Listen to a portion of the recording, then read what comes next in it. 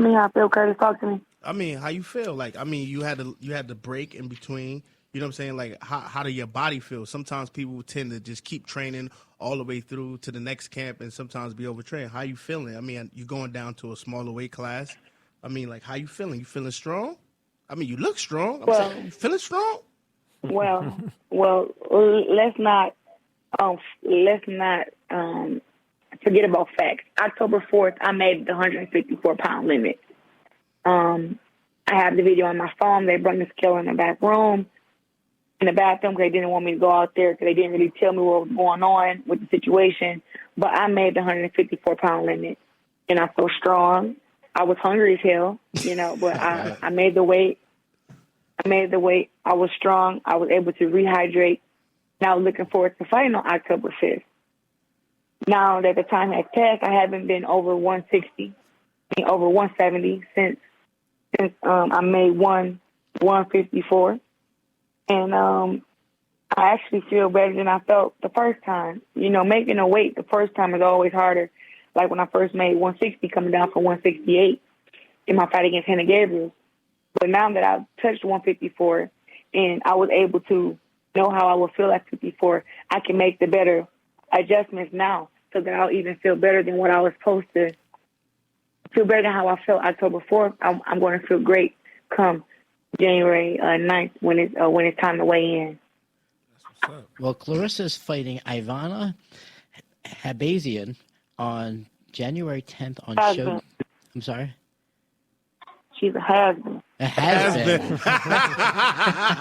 Let's get the name right. Ivana Has-Been. Ivana Has-Been. January 10th, live on Showtime from the Ocean Casino Resort in Atlantic City. Shields and Has-Been. I can't even say it right. Just say has-been. Will face off for the vacant WBC and WBO 154-pound title.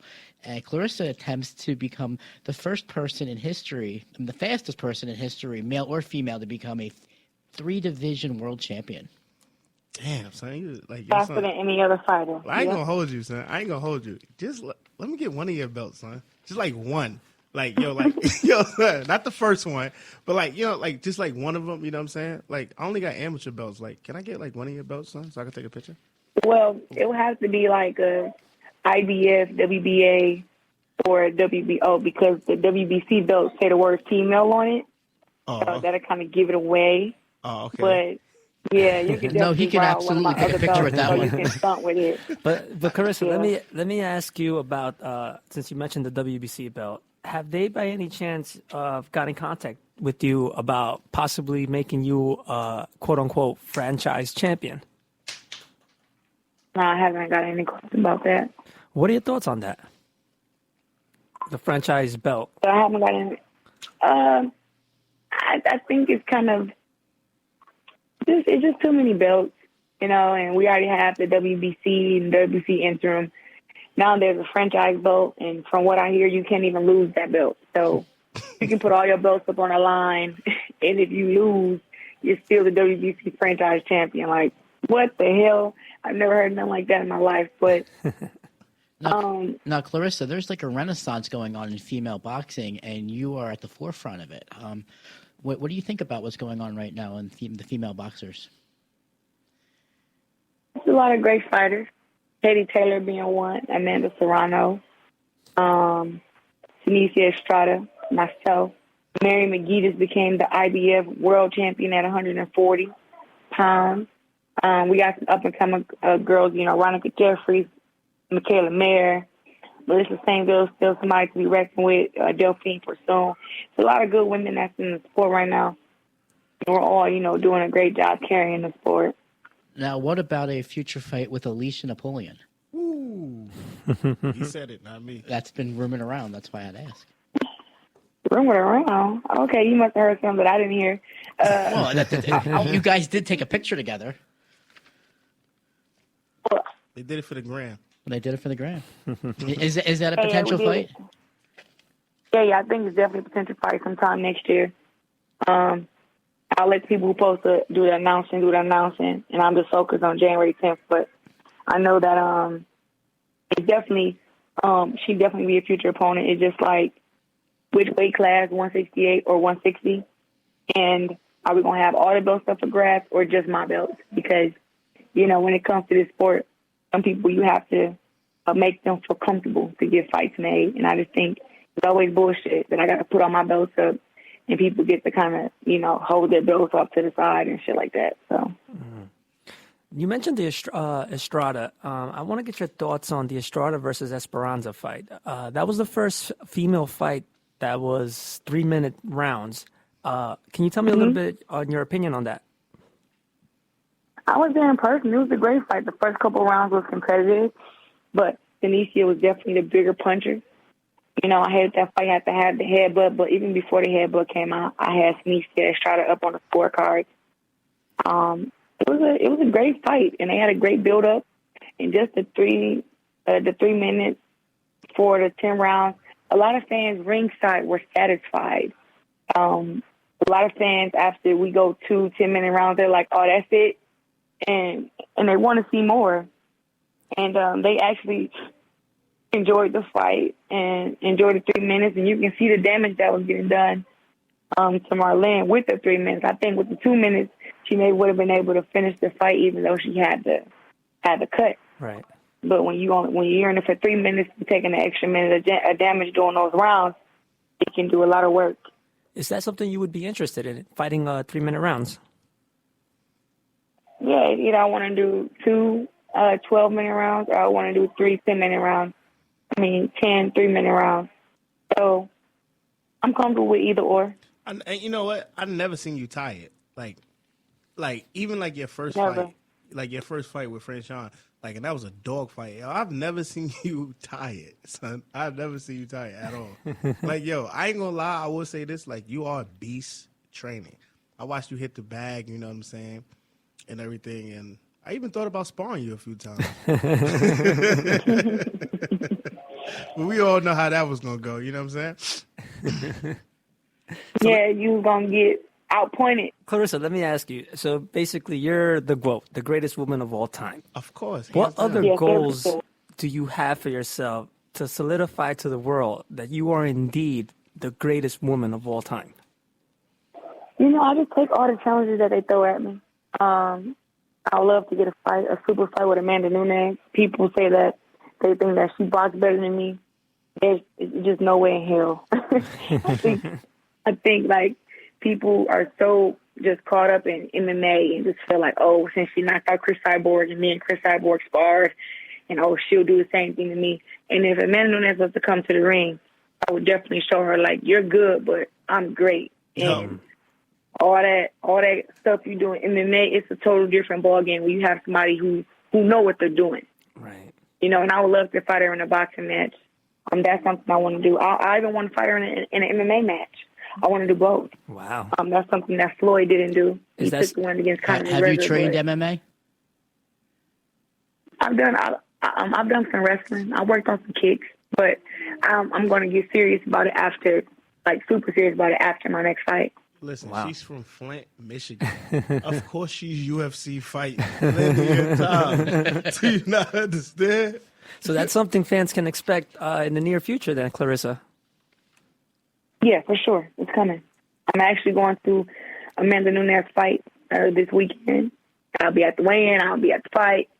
I actually have a meeting with Dana White, so this should all go very well, and I'll know what we're looking forward to for 2020. Yo, I'm looking forward to that Universal movie that's coming out. Universal Pictures putting out a movie on you. Like, yo, tell us about that. Yeah. That's so dope. Like, I need my own movie too, son. Like, yo, send me your agent, son. Nah, but tell us about the movie. Well, the movie actually the deal has been done with Universal since 2016. Wow. That's when I got the deal done with them.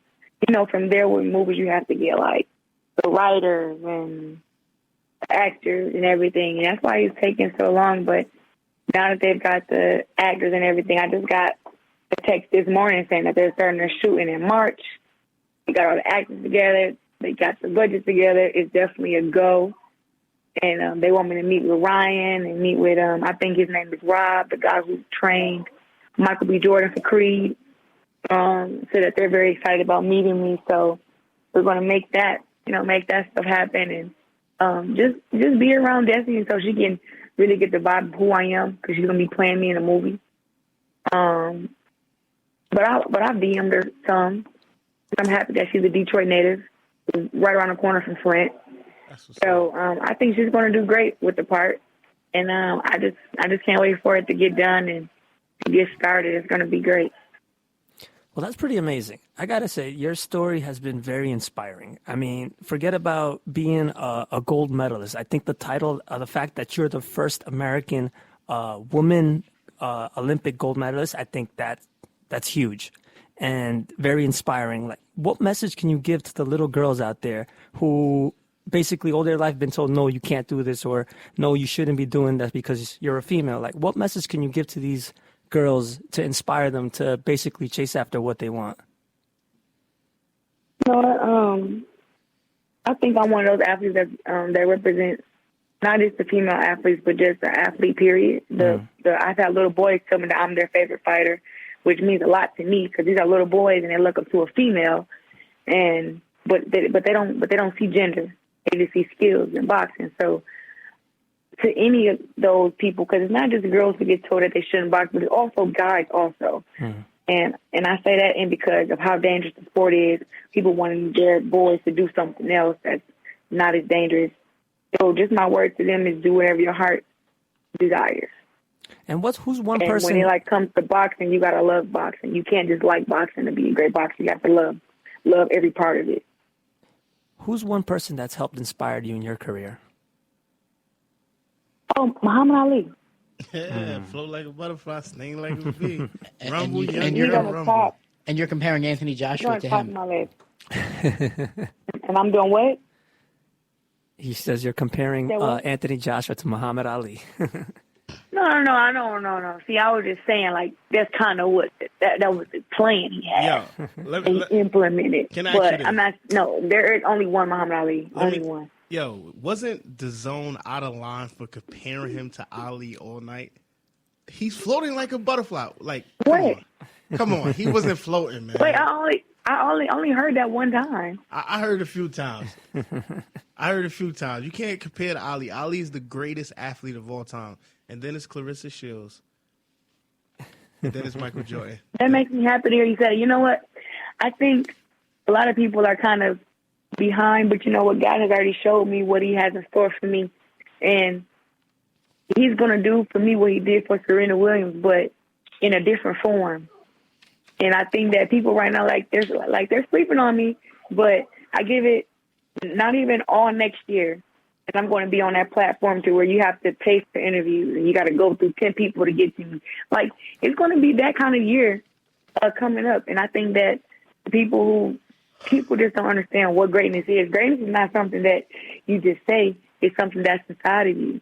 And that's what's going on, Curtis. You've been knowing me since I was 16, and I haven't changed since. No, that's a fact. Two Olympic gold medals, world titles, everything. I ain't going to hold you. It's inside of me. Do you remember the day when we actually met? Huh? Do you remember the day you actually met me? What did you say, Curtis? I said, do you remember the day you actually... I met you at Gleason's gym. Do you remember the first thing I ever did to you? What, did you try to kiss me or something? Yeah, I kissed you on your cheek. I hope you knocked him out. She was like, "Hey, you out of line." But honestly, I was an instant fan. Like, my mother was a fan. Like, even my daughter the other day, she was like, "Oh, I want to go to the gym, Daddy. I want to be like your friend T-Rex." I'm like, "What?" Like, I thought you wanted to be a model last week. Yo, I was so shocked that, like, my daughter's mad prissy and, like, she really wanted to be in boxing. She's like, "Yeah, that's your friend, right?" I said, yeah, that's my friend. Like, so I might give my daughter your number. She'll call you like 20 times a day. Oh, God. Not the blocker. Oh, man. But nah, yo, I ain't gonna hold you. Just keep doing your thing. Yo, I'm super proud of you. You know I'm gonna be front and center Atlantic City. You know what I'm saying? You already know what I'm gonna do. I'm gonna do what I do. I'm gonna drink some Henny, and I'm gonna give you a crazy speech again after you knock this girl out. And that's just it. You know what I'm saying? I too will be there, but I will be sober. Well, Claressa, we just want to say thank you for being on the show. And honestly, it was an honor to have you on the show today. Continue doing what you're doing. Continue inspiring. And I'm not paying for no interview.